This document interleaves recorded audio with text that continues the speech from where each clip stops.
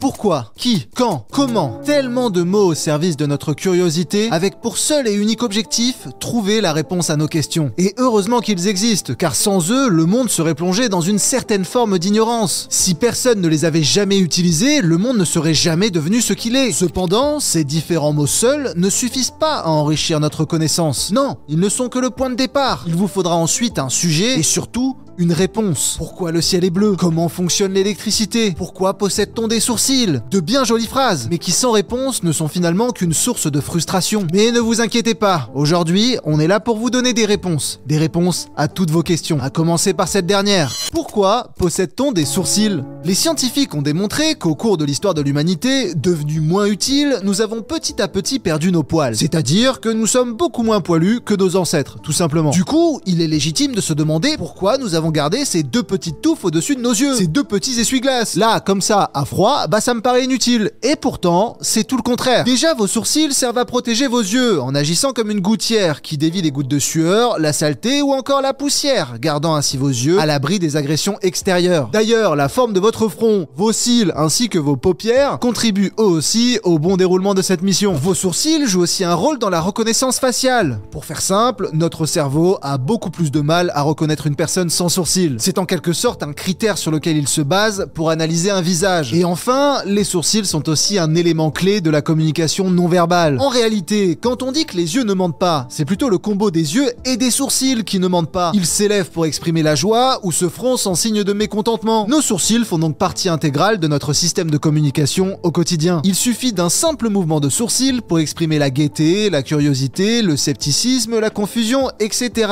D'ailleurs, c'est l'une des raisons pour lesquelles la Mona Lisa de Léonard de Vinci est si perturbante. Elle ne possède pas de sourcils, alors comment interpréter son humeur? Pourquoi regarder le soleil, ça fait éternuer? Alors oui, je sais que certains d'entre vous ne comprennent absolument pas cette question, car sur eux, le soleil n'a pas du tout cet effet. Mais je vous assure que cela concerne une bonne partie de la population, un quart d'entre elles pour être précis, dont je fais d'ailleurs partie. Oui, j'éternue quand je regarde le soleil, et ce pour une raison très précise. Alors déjà, il ne s'agit pas du tout d'une maladie, mais plutôt d'une communication entre deux nerfs qui n'a pas lieu d'être, un peu comme un court-circuit. En gros, au contact de la lumière, le nerf présent dans l'œil appelé le nerf optique reçoit un signal qu'il retranscrit en impulsion nerveuse. Cependant, le nerf optique est particulièrement proche d'un autre nerf, appelé le nerf trijumeau, qui lui est responsable du déclenchement des éternuements. Et chez certaines personnes, lorsque la quantité de lumière absorbée par le nerf optique est trop forte, genre au pif quand tu regardes le soleil directement dans les yeux, cela crée des interférences avec le nerf trijumeau, ce qui déclenche automatiquement un éternuement. Toutefois, il s'agit seulement d'un réflexe un peu chelou et non pas d'une allergie ou que sais-je encore. Mais si vous êtes atteint par ce phénomène, sachez quand même que c'est incurable, voilà, donc bon, faut vivre avec. Mais bon, c'est pas si relou quand même. Pourquoi les chats miaulent? Bon, déjà, il faut savoir que les chats adultes ne miaulent pratiquement jamais pour communiquer entre eux. Le miaulement est principalement utilisé pour la communication avec les êtres humains, histoire de nous faire passer un message de type j'ai faim, j'ai soif ou je m'ennuie, divertis-moi, esclave. D'ailleurs, si votre chat miaule souvent à votre porte la nuit, c'est que pour eux, la nuit, contrairement à nous, est une période de grande activité. Ce sont des animaux nocturnes et leur instinct de chasse se réveille en fin de journée. Du coup, il se fait particulièrement chier pendant que tu dors, surtout si c'est un chat de salon qui ne sort jamais. À noter que les chats sont capables d'émettre différents types de miaulements selon le message qu'ils veulent faire passer. Cependant, il arrive parfois que les chats miaulent même si tous leurs besoins ont été assouvis. Dans ce cas, soit on a affaire à un chat très bavard, ce qui peut arriver suivant les races, soit il a un problème quelconque de type maladie, blessure ou que sais-je encore. Et dans ce cas-là, il est conseillé d'aller voir un vétérinaire. Pourquoi il y a des rayures sur les steaks hachés?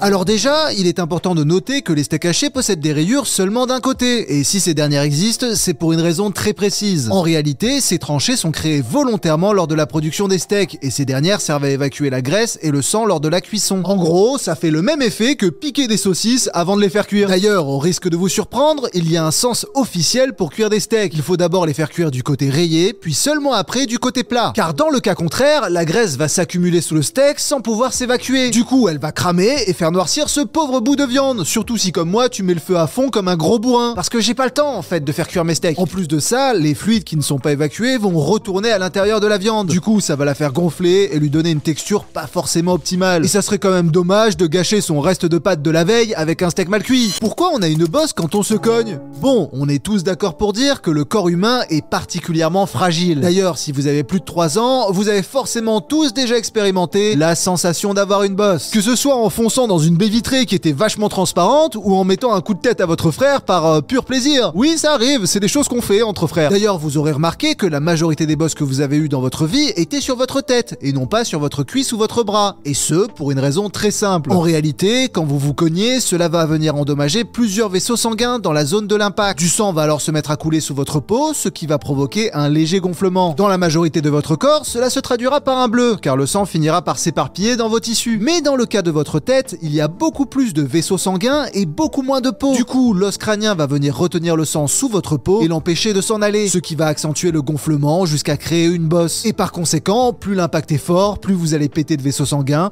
et plus grosse sera la bosse. Donc de manière générale, évitez de mettre des coups de tête dans des trucs, sauf si c'est dans le bouton s'abonner. Alors là, tu peux y aller franco mon gars, et s'il faut, je paye même les frais d'hospitalisation si tu te pètes le crâne. Pourquoi voir quelqu'un bâiller donne envie de bâiller? L'être humain bâillera environ 250 000 fois au cours de sa vie. Cependant, un bon nombre de ces bâillements ne sera pas de votre chef, car comme dit le célèbre dicton, un bon bailleur en fait bâiller 10. Et malgré le côté insupportable de cette phrase que j'ai beaucoup trop entendue dans ma vie, eh ben elle est vraie. Car en réalité, lorsque nous voyons quelqu'un bâiller, cela envoie un signal aux neurones dites miroirs présentes dans notre cerveau. Neurones responsables entre autres de l'empathie, c'est-à-dire notre capacité à comprendre et à ressentir les émotions et les sentiments d'autres êtres humains. D'ailleurs, cette réaction fonctionne encore mieux avec vos amis ou votre famille, car comme normalement vous les appréciez plus qu'un inconnu, vous êtes par conséquent plus empathique avec eux. Par contre, d'après certaines hypothèses, les individus présentant des troubles sociaux tels que l'autisme ou la schizophrénie semblent moins réceptifs au bâillement d'autrui. Conclusion, essayez de faire une expérience sociale, bâillez devant vos amis, et s'ils bâillent pas, c'est que c'est des pervers narcissiques.